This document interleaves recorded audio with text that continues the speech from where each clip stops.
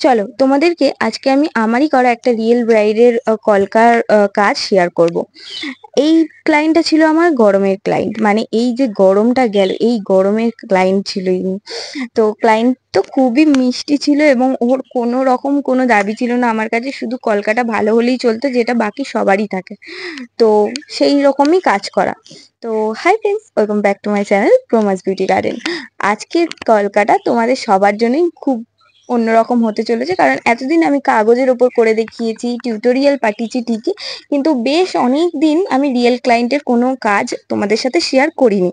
তো আর সবচেয়ে মেন কথা, এই কাজটাই কিন্তু আমি তিনটে কালারই ইউজ করেছি, যেটা হচ্ছে একটা চন্দন কালার, হোয়াইট কালার আর মেরুন কালার। তো এই তিনটে কালার দিয়েই কিন্তু আমি কাজ করেছি, তো কোনোভাবেই স্কিপ করো না।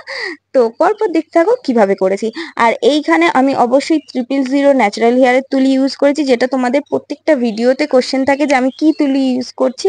তো আমি এই তুলিটাই ইউজ করি, আমি কোনো মানে চারটে যে জিরো তুলি হয় সেই তুলি কিন্তু ইউজ করি না। আমার 000 তুলিটা দিয়েই সরুও কাজ করতে পারি, আর মোটা কোনো ওয়ান স্ট্রোকের যে কাজ সেই কাজও খুব ভালোভাবে করতে পারি। তো আমি চারটে জিরো কখনোই কিনি না।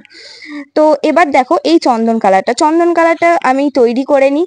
আর তৈরি করি হচ্ছে ডোমসের একটা কালার আছে, যেটা হচ্ছে বান সায়ানা, সেই ডোমসের কালার আর হোয়াইট কালার দিয়ে দুটোকে মিক্সড করে আমি এই কালারটা, সুন্দর কালারটা আনি, এবং খুব সুন্দর একটা কালার আসেও চন্দনের যেটা। এছাড়াও এই যে ডোমসের বান সায়ানাটা বাদ দিয়ে অন্য পিডিলাইট বলো বা ক্যামেলের কালারও আমি মিক্স করে দেখেছি, এই সুন্দর ফিনিশিংটা কিন্তু আসে না। দেখো অরিজিনাল চন্দন কালারটাই কিন্তু এসছে। এরপর আমি দেখো হোয়াইট দিয়ে হাইলাইট করে নিচ্ছি এবং সবশেষে মেরুন দিয়ে হাইলাইট করব। তো পুরো কাজটা আমি লোটাসের উপর করেছি, হালকা একটা দুটো লোটাস দিয়েছি। তো দেখতেই পাচ্ছ এটা আমি খুব সুন্দরভাবে ভিডিও নিতে পেরেছি, যেহেতু আমার ক্লায়েন্ট খুবই হেল্পফুল ছিল, বলছিল তুমি ভিডিও নাও, আমার কোনো প্রবলেম নেই, কোনো তাড়াও নেই। তো আমি সুন্দরভাবে তোমাদের জন্য ভিডিওটাও নিতে পেরেছি। তো তোমরা জানিও আজকের কলকাটা কেমন হয়েছে, অনেক দিন পর দিলাম। তো অবশ্যই আশা করি ভালো লাগবে কাজটা, এবং যদি কোনো কোশ্চেন থাকে তো তোমরা কমেন্ট করতে পারো, আমি নেক্সট ভিডিওতে সেই সব উত্তরগুলো দিয়ে দেবো।